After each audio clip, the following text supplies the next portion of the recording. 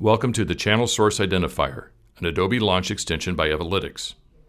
In this video, we'll cover the Channel Source Identifier's key features and the benefits you'll get using it to identify and act on traffic channel information while the visitor is still on your website. Before we get started, let's see what inspired Evolytics to create the Channel Source Identifier. Traffic comes to your website through various channels: organic search, paid search, social media, email, and other marketing efforts. Currently, channel identification occurs after the visit ends in tools such as Adobe Analytics and Google Analytics.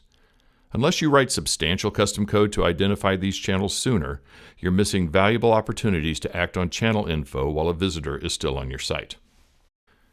To confront the challenge of identifying channels during a visit rather than after a visit, Evolytics created the Channel Source Identifier. The Channel Source Identifier, or CSI, classifies 7 common traffic channels and provides an intuitive interface to add more. With the CSI extension handling the custom code, you can easily execute logic based on traffic channel while the visitor is still on your site. Let's look at the features available in the Channel Source Identifier. CSI comes with 7 pre-built traffic channels. These channels include email, paid search, banner ads, natural search, social media, internal domains, and external referrers. CSI's traffic channels are also customizable. You can add more traffic channels and also modify or disable existing traffic channels. The run order priority can be tailored to your needs. Simply drag traffic channels to determine the order in which they should be evaluated. The CSI extension creates 3 brand new data element types: channel, campaign, and referring domain. Before we jump into a demo, let's review the benefits you'll get using the Channel Source Identifier on your website. CSI gives you the power to trigger logic based on the inbound traffic source, providing real-time precision in your Adobe Launch implementation. For example, you could fire specific media pixels based on the marketing tactic driving the traffic, define real-time audiences based on traffic channel for A/B testing or personalization, align traffic channel data across different platforms such as Adobe Analytics, Adobe Audience Manager, or other analytics and marketing tools. Now let's jump into a demo and see the Channel Source Identifier in action. We can quickly find the extension by searching for Channel Source Identifier. After installing, you'll notice the Overview tab includes info about default traffic channels, adding or modifying channels, and reordering channel evaluation. On the Configuration tab, we see the 7 default traffic channels. You can add more traffic channels as needed or disable channels you don't need.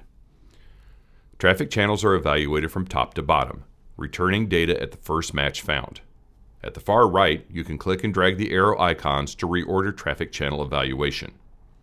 Let's review the 2 methods for adding new channels. We'll start with the domain-based method by clicking the Add Domain-Based Channel Rule button.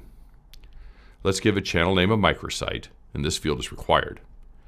Channel abbreviation is optional, but useful because you can enter a shorter value to use instead of channel name. For example, let's put MS in channel abbreviation to use as the channel source instead of microsite. The next field, Domains to Include, is required. By default, the incoming traffic domain is compared against each domain in this field using the contains operator. If this produces too broad of a match, you can modify the match type using special characters in front of the domain. For our microsite example, we have several subdomains of evolyticsservices.com and another site called predictiveanalytics.com. So we will put evolyticsservices.com in the Domains to Include field. Using broad match, this will classify our multiple subdomains as microsite even though they have different URLs.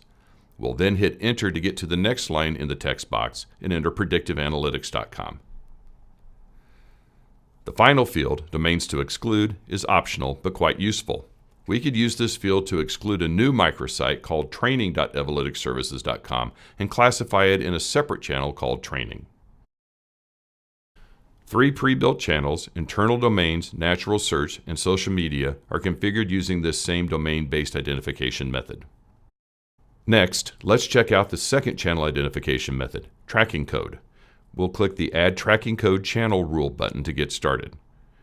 For channel name, let's put YouTube. In this instance, we don't want to shorten it, so we will leave channel abbreviation empty. The query string parameter used by our marketing team for all marketing efforts is CID, so enter that in the query string parameter. In the value associated with CID, our YouTube marketing efforts will always start with YT underscore, so we'll use YT underscore as the prefix. Now, any traffic coming to our site with a tracking code that starts with YT underscore will classify as YouTube. 3 pre-built channels, banner, email, and paid search, are configured using the same tracking code method. Finally, let's look at one last default channel, external referrers. This channel requires no additional configuration, but you can modify channel name and abbreviation if you like. However, you cannot disable or reorder this channel. It will always be the last channel, the catch-all bucket. After installing and saving our configuration settings, 3 CSI data element types become available. On the Create New Data Element screen, choose Channel Source Identifier from the extension dropdown. Now in the Data Element Type dropdown, we see Campaign, Channel, and Referring Domain. Let's select Channel. The Channel data element type populates when traffic to your site matches a channel rule within your CSI configuration. Let's name this data element CSI Channel and click Save.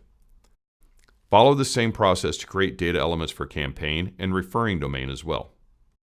Now let's check out an example of putting our new CSI data elements to use and see the real power of the CSI extension.